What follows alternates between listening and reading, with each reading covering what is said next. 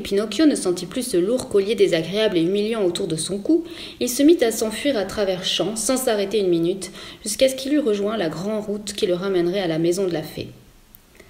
Arrivé sur la grande route, il regarda la plaine qu'elle dominait et vit parfaitement, à l'œil nu, la forêt où il avait eu le malheur de rencontrer le renard et le chat. Il vit s'élever au milieu des arbres la cime du grand chêne, auquel il avait été pendu, mais qu'il regarda d'un côté ou de l'autre, il ne vit nulle part la petite maison de la belle enfant aux cheveux bleus. Alors il eut une espèce de triste pressentiment, et se mettant à courir de toute la force qui lui restait encore dans les jambes, il se retrouva en quelques minutes dans le pré où s'élevait naguère la petite maison blanche. Mais il n'y avait plus de petite maison blanche. Il y avait à sa place une dalle de marbre sur laquelle on pouvait lire cette douloureuse inscription.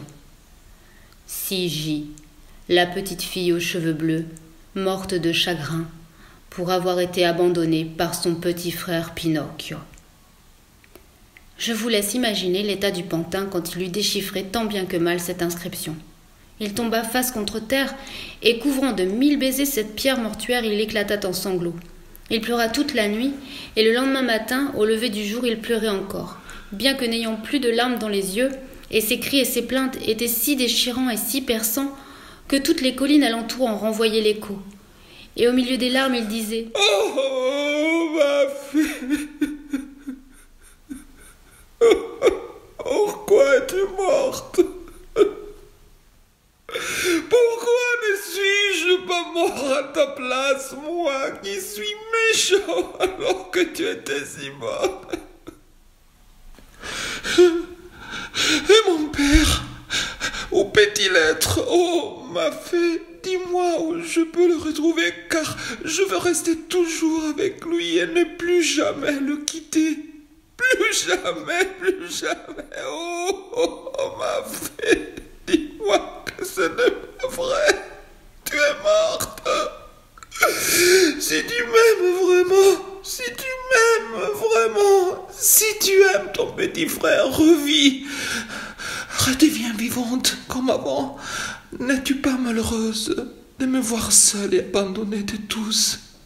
Si les assassins arrivent, ils m'attacheront de nouveau à la branche de l'arbre et alors je mourrai pour toujours. Que veux-tu que je fasse ici tout seul en ce monde?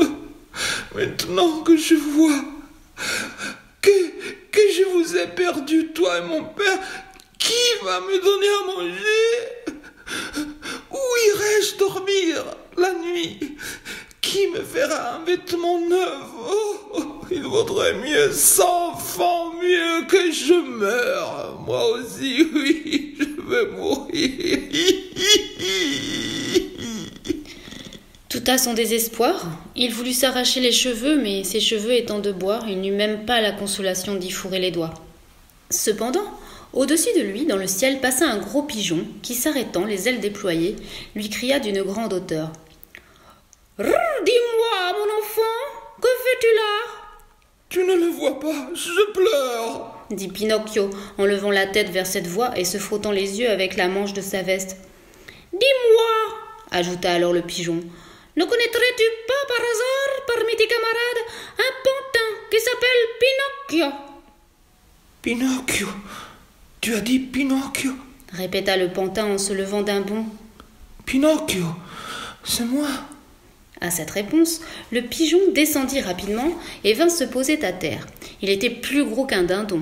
« Dans ce cas, tu connais aussi Geppetto ?»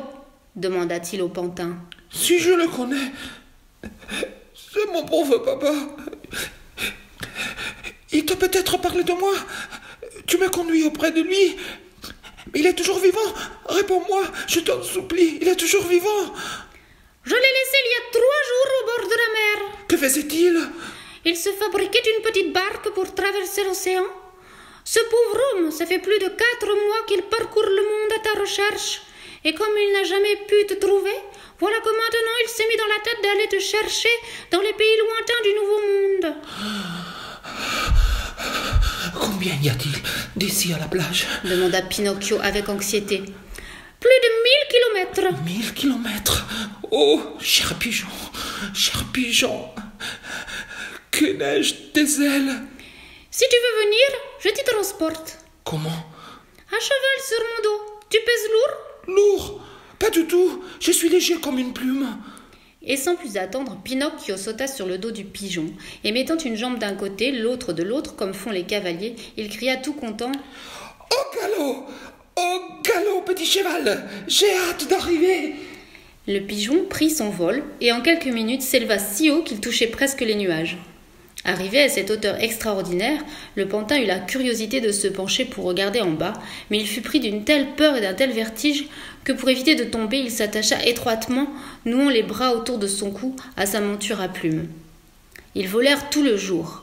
Sur le soir, le pigeon dit: « J'ai grand soif. » Et moi, j'ai grand faim. Arrêtons-nous quelques instants à ce pigeonnier, puis nous repartirons pour être demain matin à l'aube au bord de la mer. Ils entrèrent dans un pigeonnier désert, où il y avait seulement une bassine pleine d'eau et un panier rempli de vesses.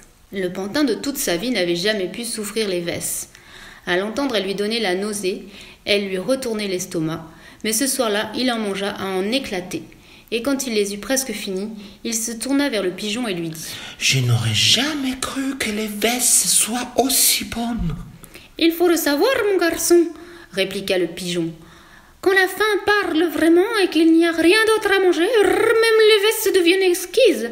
La faim supprime caprice et gourmandise. » On fit en vitesse un petit somme et en route. Le lendemain matin, ils arrivèrent au bord de la mer. Le pigeon déposa à terre Pinocchio, et ne voulant même pas s'entendre infliger des remerciements pour la bonne action qu'il avait faite, il reprit aussitôt son vol et disparut. La plage était pleine de gens qui criaient et gesticulaient en regardant vers la mer. « Qu'arrive-t-il » demanda Pinocchio à une petite vieille. « Il est arrivé, un pauvre papa, ayant perdu son petit garçon, a voulu monter dans une petite barque pour aller le chercher au-delà des mers. Et la mer aujourd'hui est très mauvaise et la barque est sur le point de sombrer. »« Où est la barque ?»« La voici là-bas.